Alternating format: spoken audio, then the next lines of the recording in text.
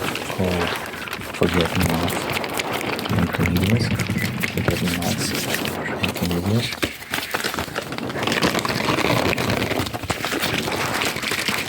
12 songs.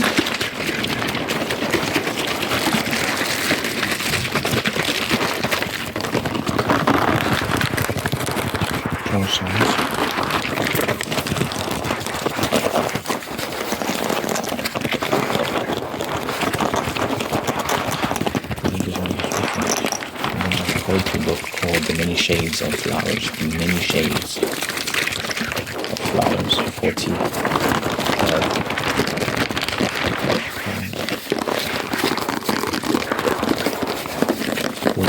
platforms for you.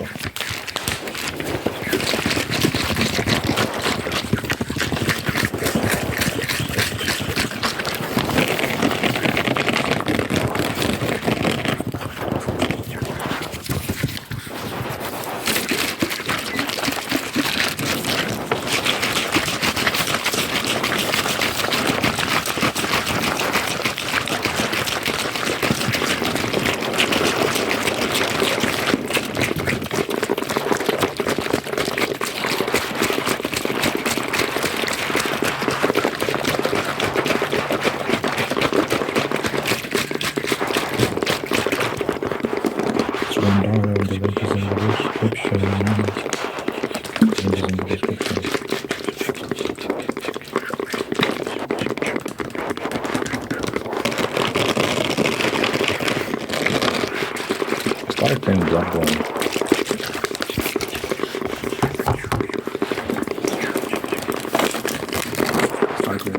And first thoughts, it's like, what the hell? What is this game? Like, you can't save, you can't pause. You know, I'm someone that 30 minutes to an hour is usually the length of my sessions. Usually less than an hour. The issue with a game like Bloodborne, you can't just go in and be like, I'm just going to play for 30 minutes, because it's like, well, that's not up to you. That's not up to you because you can't save unless you want to start from where you started. Unless you want to like just keep going back to where you started. Like you just lose all your progress because you can't save. So that's difficult. An adjustment, I guess. There's a particular type of thing, particular people. So I am adjusting to that. It's very time consuming. It's very time consuming. You have to do a lot of things because you die a lot in this game. It's very difficult. It has no difficulty settings, it seems like. It's just, and they just throw you in. You know, I'm a story person. I'm a big fan of like cinematic stories. A story that's told to you, like they tell you the story and you see it through the cutscenes and the world and all these sort of things. With Bloodborne, it's a bit different. They just throw you in. Like I'm really not sure what the game is about and who the character is and all these sort of things. Like I think you have to read a lot. I think you have to like find a lot of things and read text to really understand what's going on. For me, I prefer games like, when it comes to story at least, I prefer games like, I was raised on Metal Gear, you know, the Batman Arkham series, The Last of Us, Uncharted, Spider-Man 2 on PS2, Splinter Cell, those type of games, you know, very like cinematic narratives.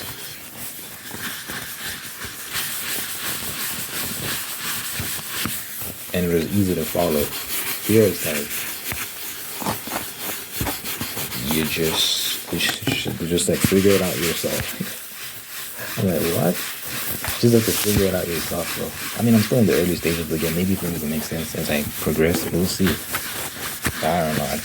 I think for the most part, most people are just kind of there to kill the monsters. They're not really focused on the story that much. So they're asking to explain the story to you. people would struggle. Like, I don't know, dude. I'm just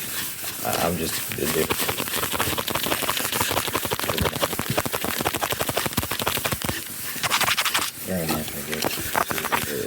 Each on different stories, different quests. But you know what? I have nothing fun. I can tell that this is going to be a game that really frustrates me just because so I can see situations where I would have made a lot of progress and then I die and I have to start again. It already happened several times. I'm still at the very beginning of the game. I'm still at the very, very beginning. So, you know, it's tough, man. So I'm getting better.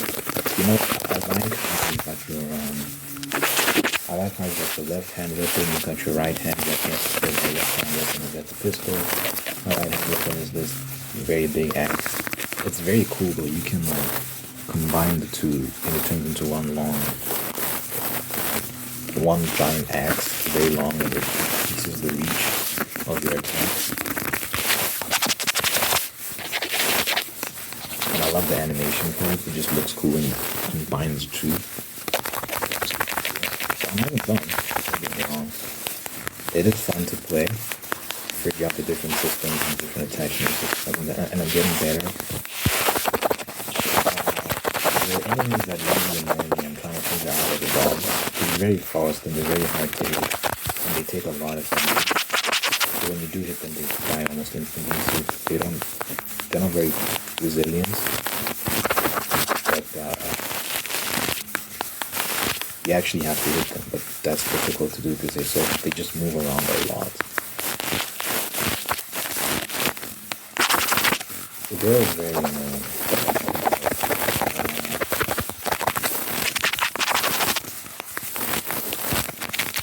Yeah, I'm getting better. I'm getting better at dodging, getting into the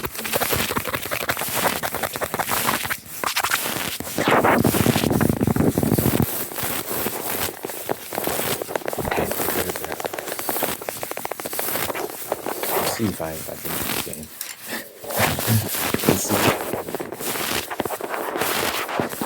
Take it over. See how it is.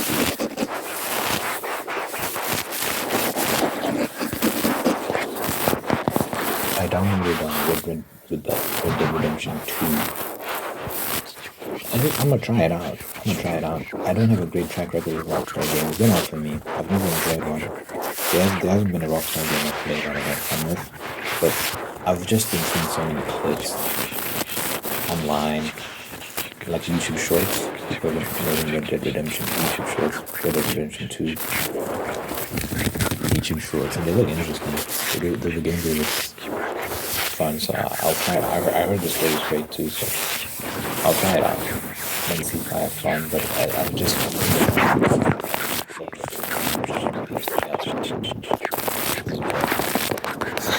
so we'll see if RDR2 is different. I doubt it. I don't know. That surprised me. Quite surprised me.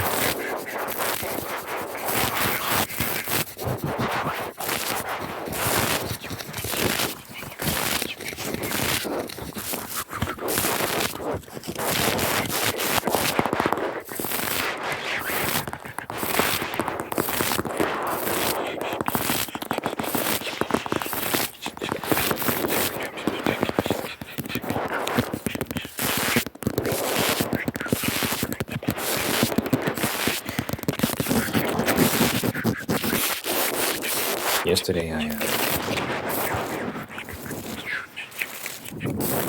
I wrote and I was successful. I say like this game, maybe like 500 words or something, but it was like pretty happy. I was thinking I was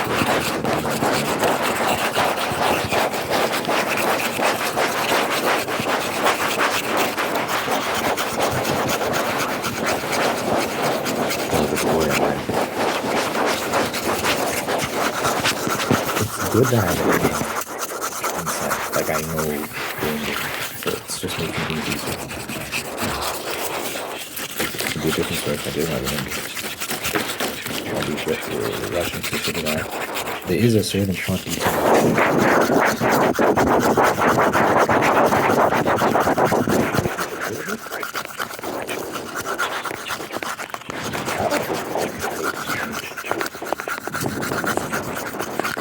I know you see things I see how it gets distracted.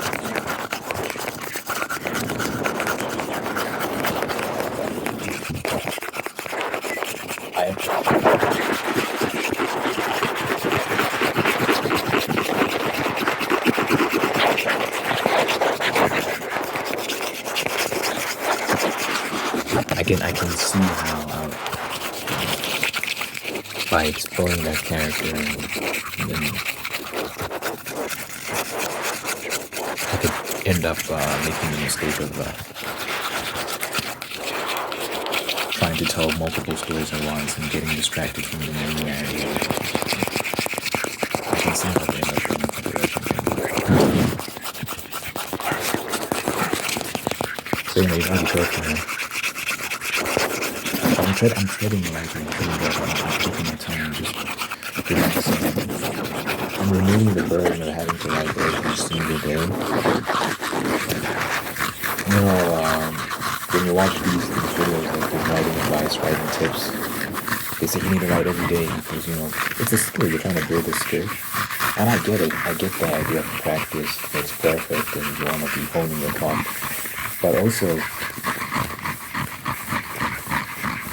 I do think you have to be smart and know yourself, know your limits. So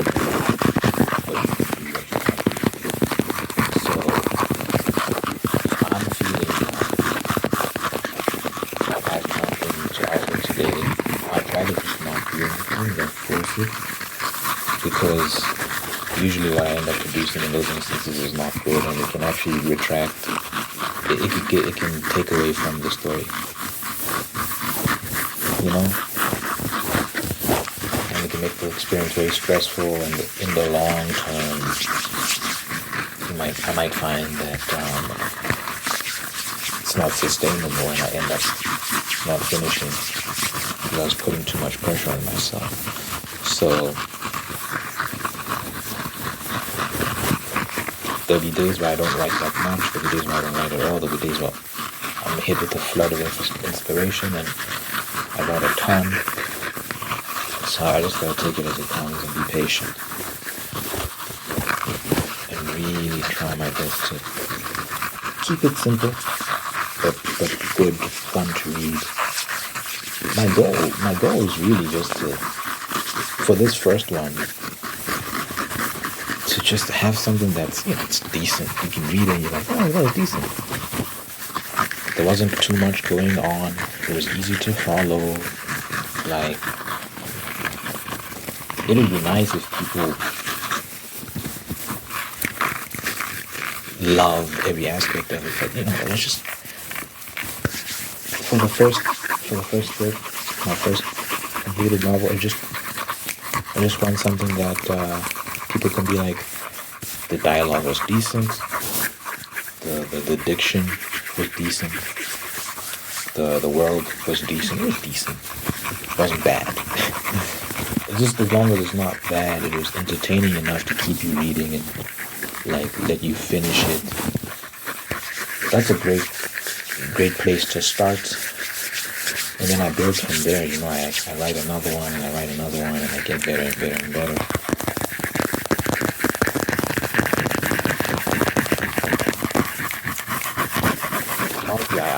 I am aiming to make it as great as I possibly can, but yeah, I'm not putting too much pressure on myself and to make it this amazing. My goal is to improve gradually. You know, I was reading an article about Nintendo and how they do things differently from their competitors, Sony and Microsoft.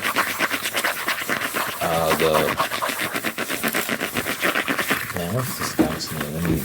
Let me check. The current head of Nintendo. bookmarked it's on X. His name is Miyamoto. Let me check his full name.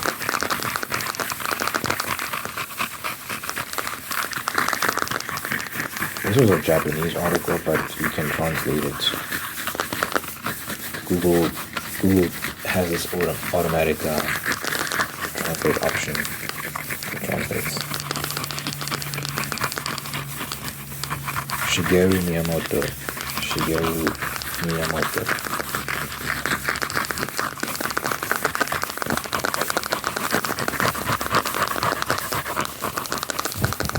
He was just talking about how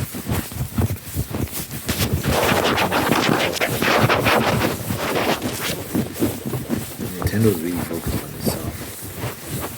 It's really focused on itself and what it does best. It's not really focused on the competitors. It's not really focused on like having the best specs and all. It's just focused on pleasing its audience and making sure the audience is having fun, and that's that. And you know, they're doing very well. Meanwhile, Xbox is not doing great. They keep reporting record losses and dips in sales. Sony's not doing great either. I mean, yeah, it's not. It's Sony, so you know, like it's okay, but compared to where they used to be,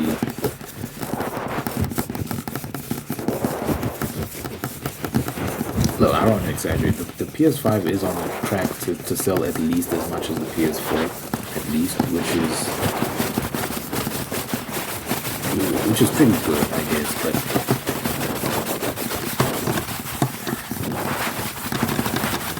they are making losses. For example, Concord being flopped, absolutely flopped. They invested $400 million in that and ended up having to refund everyone who bought it because the game did absolutely terribly. No one liked it. Not enough people liked it.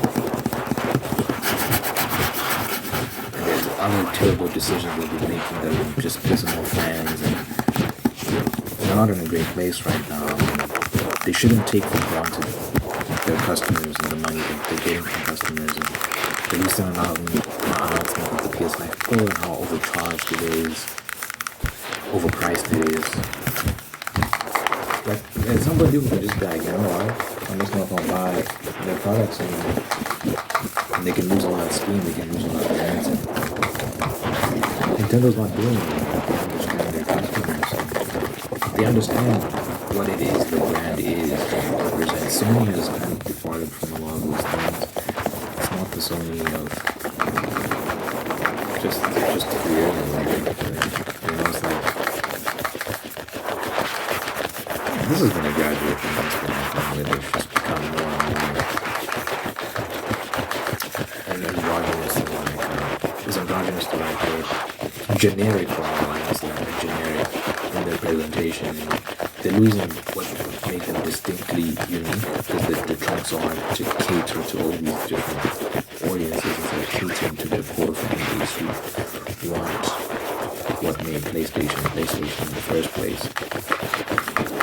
You know, they're sitting on so many IPs that they're not tapping into in favor of these titles that no one wants, like Concord, for example. No one wants that.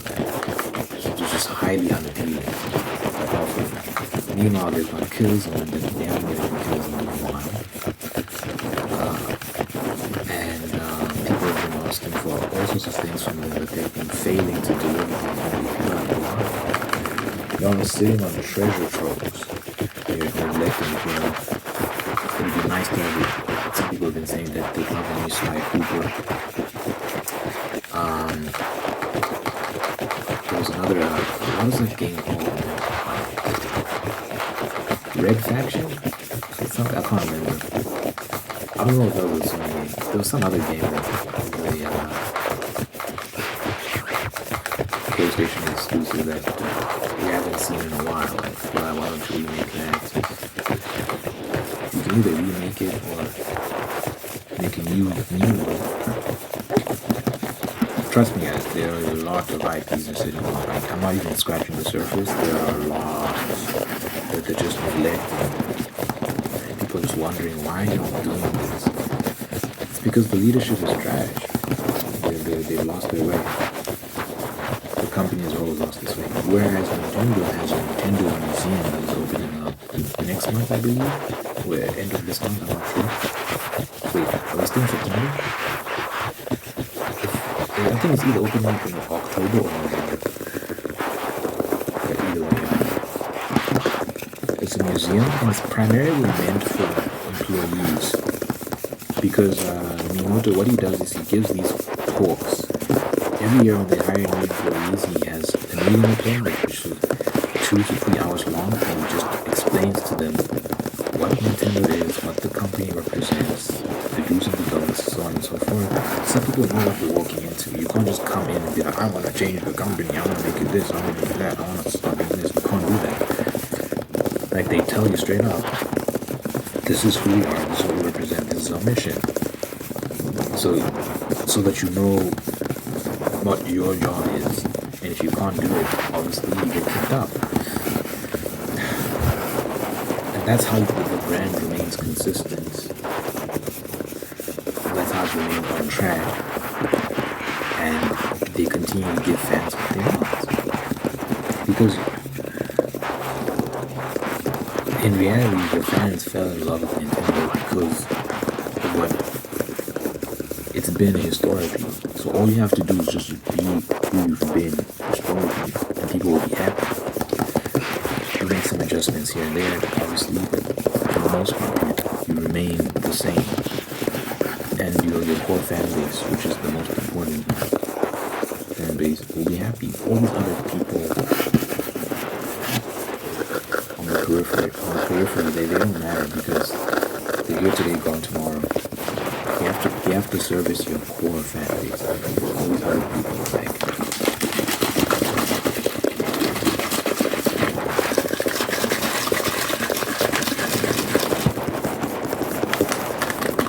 so it's very smart. That's why they keep winning. I'm a Sony fan. I've always been a PlayStation fan, right? That's what I grew up on. I grew up on pretty much everything, to be honest. I had a Nintendo Game Boy, and I had a Game Boy Advance. And I don't think I read a Wii or anything like that, but I did play on the Wii several times and stuff like that. I had a Nintendo console at some point, too. I had an Xbox 360, and I played a lot of that. But primarily, I was always a PlayStation guy. I had PlayStation 1, PlayStation 2, PlayStation 3, PlayStation 4. In October, I was at PlayStation 5. So, for the most part, been a PlayStation guy. I want to see the company succeed, but they keep making dumb decisions. It's sad to see, man. But at the same time, it's got me thinking about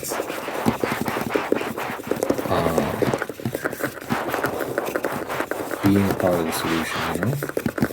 I'd love to enter into this space because I always see some of the things that frustrate me. Like, why don't you do this, why don't you do that? Like, it's just puzzling choices some of these people at the top make. So in my mind, like, instead of being frustrated all the time, it'd be amazing to actually do something about it. So these are long-term big goals, but I can make small steps towards them.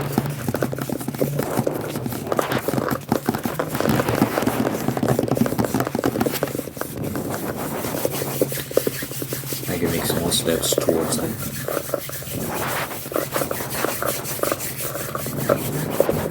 So yeah, like I said yesterday in yesterday's video, I talked about this as well. Step 1, write your story. Write a good story.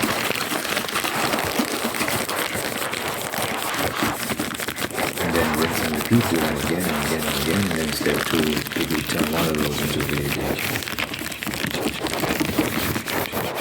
Please try to. Well, there's things that happen in between that, of course. It's not like you're in the community, but there's a whole lot of things that happen between that, but you get the gist. I'm going to make a way forward from there.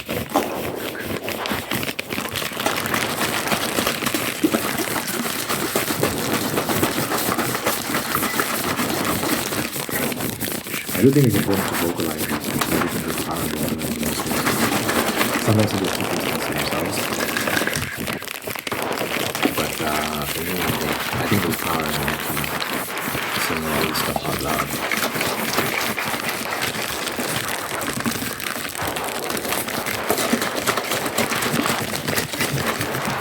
Maybe I get it.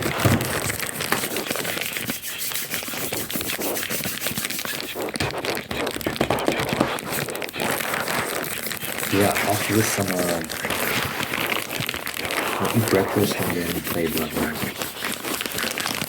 Let me see if I make progress in that. We'll see, man. It's very time consuming. I wish I could save. Oh, I wish I could save. The save points are so few and far between. It's ridiculous. It's absolutely ridiculous. How, like,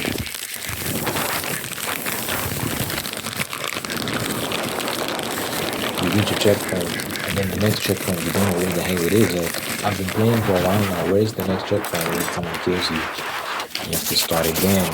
That lost checkpoints. It can be discouraging because it takes so much time. It's like if I just want to like play for 30 minutes, I can't. I'm gone. But we'll see. We'll see how I fare.